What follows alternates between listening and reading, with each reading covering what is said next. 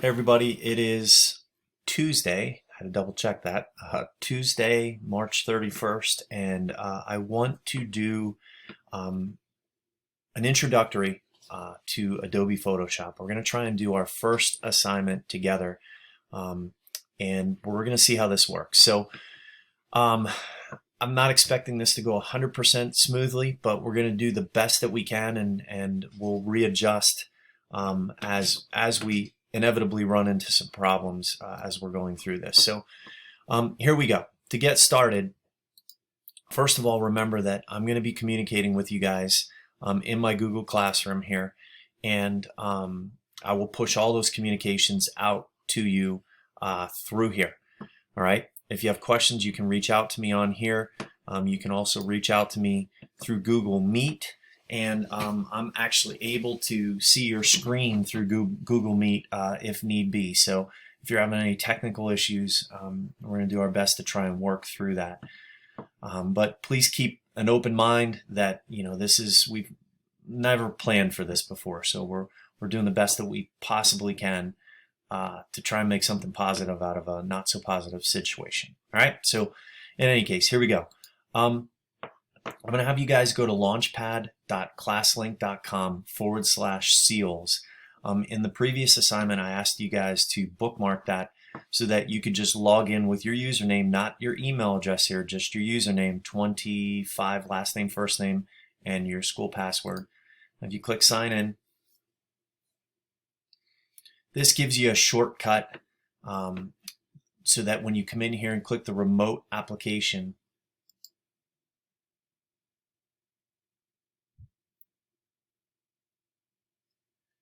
and this is another site that I actually ask you guys to bookmark as well too. If you've done this, then you don't necessarily have to go through ClassLink, but if you haven't, then you can. And here's you have to add your whole email address here. So you would be 25, last name, first name, at seal-pa.org, and your password. Go ahead and click sign in. I'm going to ask you guys to open Adobe Photoshop 2020. They actually updated that, I think. So I think that might have been something different before. Perhaps not. Maybe I'm thinking of SolidWorks. But we'll go ahead and we'll click that. We've had some technical issues where it doesn't look like it opens. So let's see if it does or it does not here. I've had pretty decent luck. So it looks like it's going to open on my end, which is good.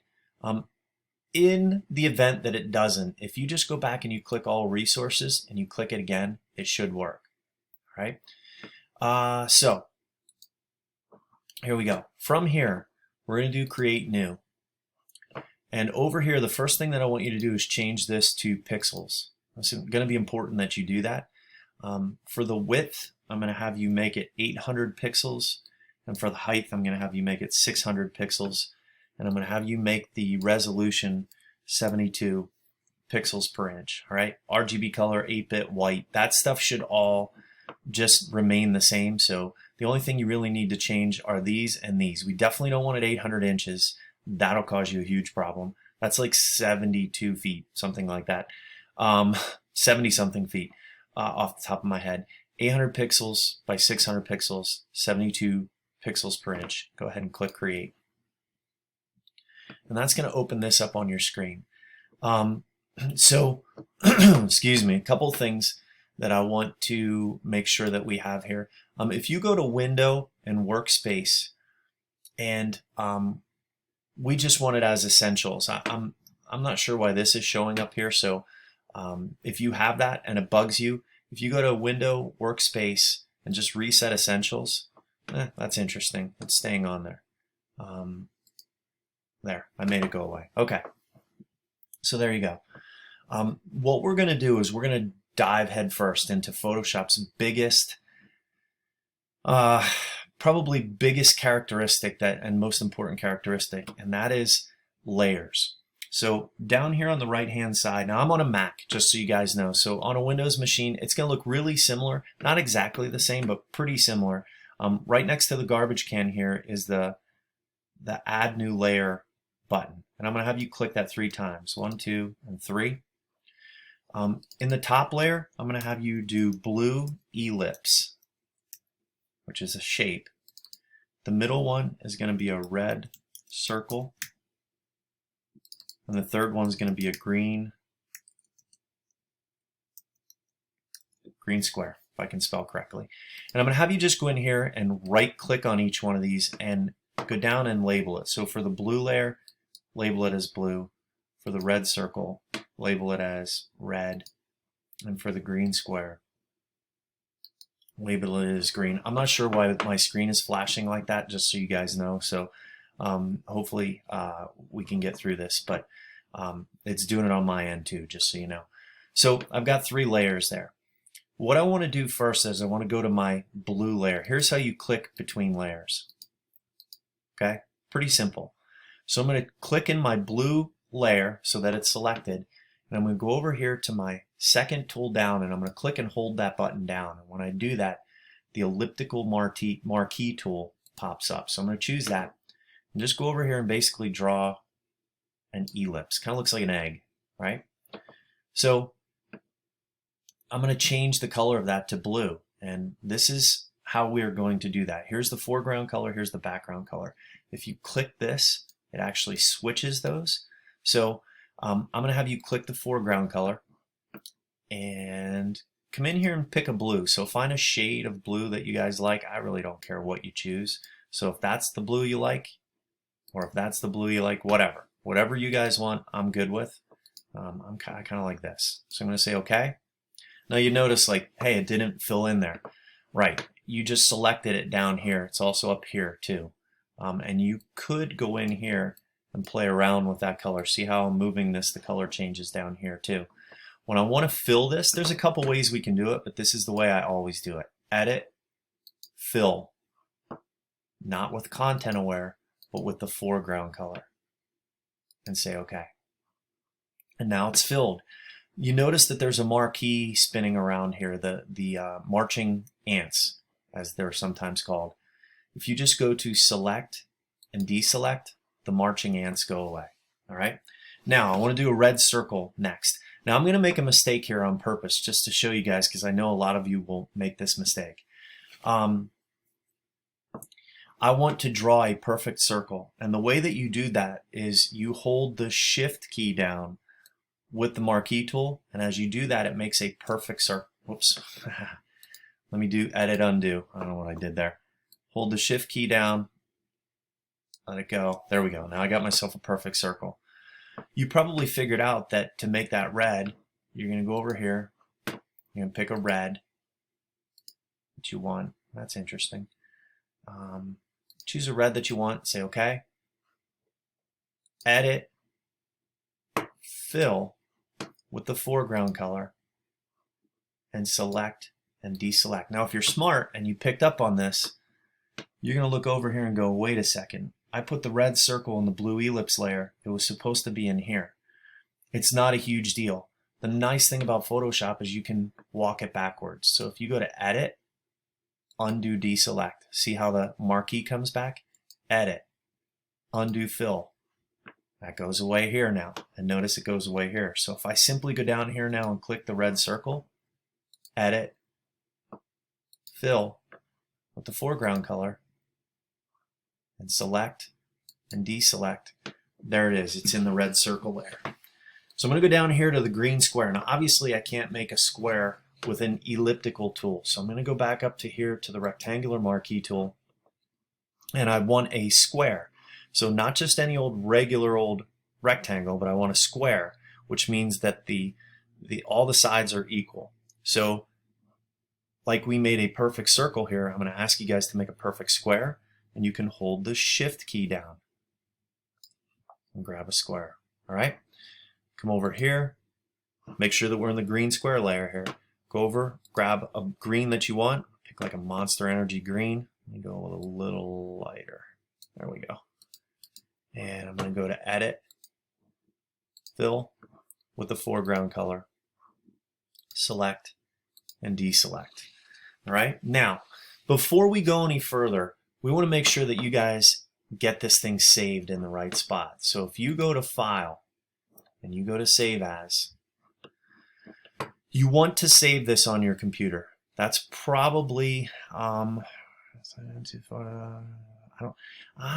let's see. In future releases, you'll be able to use them to collaborate with others. I'm not worried about the future. I want to try and figure out how we can get through this now. So this is a pain in the neck, but I'm going to have you save it on your computer.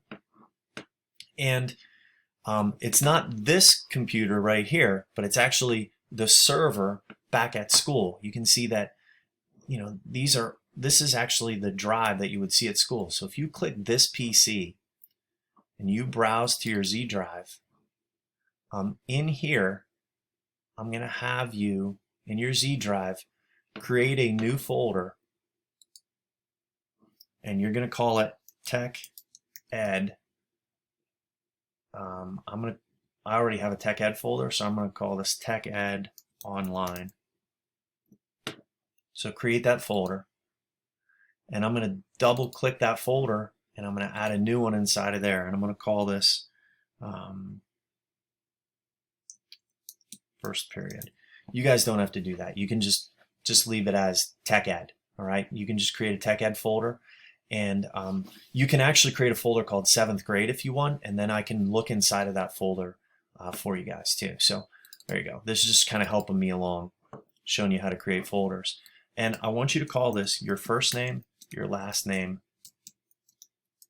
layers, and click save. This is likely going to pop up on your screen too. Just say okay. And with a little luck, we're going to be able to find that. So if I go back to all resources here and I click drive file stream, I know this is a lot for everybody, but the good news is you can put me on pause, and you can go back and you can check it. The great thing is if I go to the drive file stream and I go into MS Students, I can see all of your drives here. So if you guys save it in your Z drive, I should be able to see it there. Let's see if it's saved in mine. I called it Tech Ed something. I don't remember. Tech Ed Online. There we go. And I created a folder called First Period. I said you guys could do one as 7th grade, and there it is. So that's good. It's working. That's a positive. Now we're almost done with this first assignment. All right. I want you to do a couple other little things. I want you to add your name to this. So we're going to come over here. We're going to click the text tool, and we just want a horizontal text tool. And I'm just going to have you click, and I'm going to have you type your first name and your last name. And this, if you highlight this, this is like any other text program on the planet. You can play around with sizes, you can play around with fonts. I'm not going to get into too much of that. If you're like, boy, I wish there were larger font numbers than 72, well, there are in Photoshop. You can actually just come in here and make this whatever you want, which is awesome. You can change the color. If you want to have purple, you've got purple. All right. When you're done with it, when you're satisfied, you can click this, and that sort of sets it into place here. So you can see the text is right here. Now, if I go up and I grab my move tool, the neat thing is if I'm clicked on my text layer, I can move that layer around. If I want to move my green square layer around, I can move that around. If I want to move my blue ellipse, I can move that around, or the red one. All right. And here's something else that I want to show you too. Notice how blue's on the top and green is on the bottom. I want to actually drag the text down below here. So check this out. So I'm going to drag the green over top of here, and I'm going to grab the red and drop it over top of here. I'm going to grab the blue and drag it over top of here. And if you notice, blue's on top of red, which is on top of green, which is on top of the text. Blue's on top of red, which is on top of green, which is on top of the text. That creates depth within the screen, right? So if you're like, well, I don't really want blue to be on the top. I'd rather blue be between red and green. All right, you can just come down here and drag it in between it, and now blue is between red and green. So that's a really helpful feature that most drawing programs, you don't have that ability to create that depth of field, so to speak. All right, so I wanted to show you that. The final thing I want to show you with this first project is how to add a little bit of flair. And so I want to start with using the text. So I'm going to click the text layer. I'm going to go over here and grab the text tool. And I like to always click in between the first and the second letters. And it gives you the cursor, and then I'll just highlight it. It's a really easy way for me to grab it. So one of the things that I like about this is how great you can bring things to life. So let me pick a pretty terrible color here for text, something that's going to be really sort of difficult to see. So let's say that instead of picking purple, that's what I chose for the color for my text. Obviously that's not going to be a good situation, right? That's not going to be good, and it's not going to show up very well. Well, let's say you have no other choice. That's what you're forced to work with. Well, what you can do is there's other things within Photoshop that allow that text to really jump out at you. So if you come over here to the layer and you right click on it and you go up to blending options, this is a perfect example of if you're a sports fan, and I know I love to watch football and basketball, and there is none of that on right now, right? So here's how you can get your sports fix. But if you look at the uniforms, you know, on the back of a uniform, you'll have the player's last name or what have you, their number. One of the things you always see is the number outlined or the name outlined. This is how they do it. So if you click this, you're gonna notice it comes on there and brings that out a little bit more so you can see it better. If you actually click, now you can go in here and you can play around with this. Not only can you make the size larger, like you don't want to do that much. And notice that's on the inside. I don't like it on the inside. I like it on the outside, which looks a lot better. So you can make that thin, you can make it thick, you can make it really thick. Obviously you don't want to do that. You can thin it up.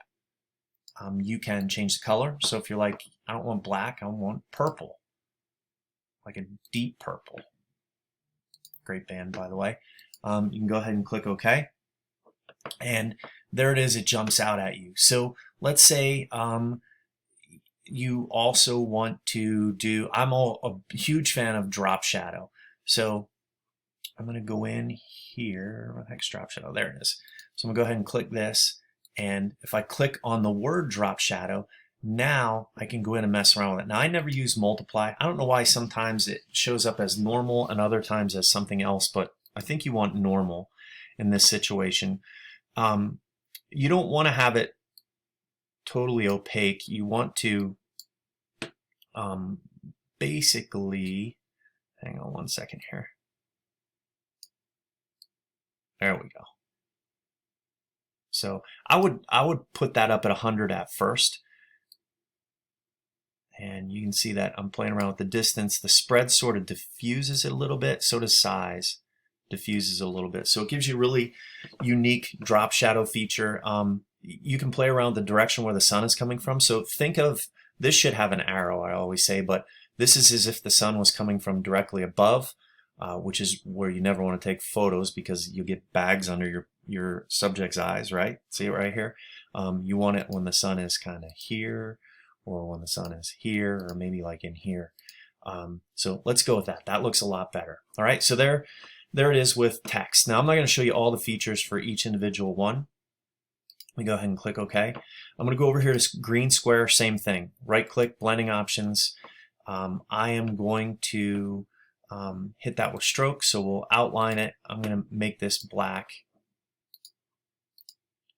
And I'm going to hit it with a drop shadow just because I like drop shadows. I'm also going to do a gradient overlay. And so you're like, what? Gradient overlay? Well, it's really white here and sort of goes to more like a darker color. If you click the word stroke, if you click the word gradient, you can actually see the gradient itself. So I'm going to go ahead and click in here, and you can see it's bright white here into like a grayish color. Well, you can get into all different types of examples here. So as you change them up into blues, what have you, you can customize all of these. So you can do some really, really creative things. get into pastels, you know, so think of like Easter eggs, dyeing Easter eggs. That's what this always reminds me of. And if you're like, I love that purple, but I don't like the blue, you can customize it. Go ahead and pick a blue that you like. And there it is. All right. Lots of stuff to play around with here. There's the there's the linear style. You can do radial, which makes more sense in a circle, I think. You can do angled, which I don't necessarily like. You can do reflected, which is kind of unique. Diamond. So for this one, I'm just going to do linear, and then you can actually play with the linear perspective. There it's kind of really defined. Here it sort of diffuses out, right? So there's that one.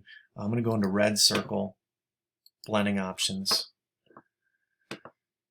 And you're just playing. Like, I don't want anything specific. I want you guys just kind of having fun with this. So let's do another gradient with this one. And maybe I'll do some neutral colors. That's Mr. Smith would use that terminology. So a neutral color, I'm going to take that back. I really don't like that. Let's do some cloud colors. Yeah, that looks cool. So kind of grayish and overcast out there right now. I'm going to hit that with an outline and a drop shadow. That looks awesome.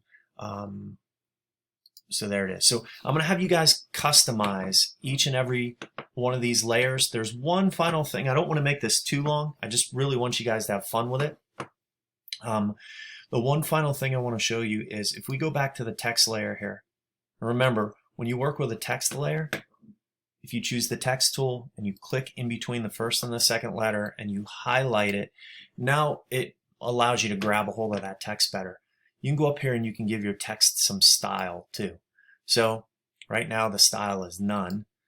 Let's say I want to arc it. Well, I want to arc it the other way. Now, I don't want to give it that much style, right? But maybe I just want to have it bend a little bit. There's a lot of things you can do, like you have it like a fish. I'm not sure why you'd want to do that, but you can if you wanted to. I'm going to have it go to arc just because that's what I like. And say OK. Click the check, and there it is. So there is basically an introduction to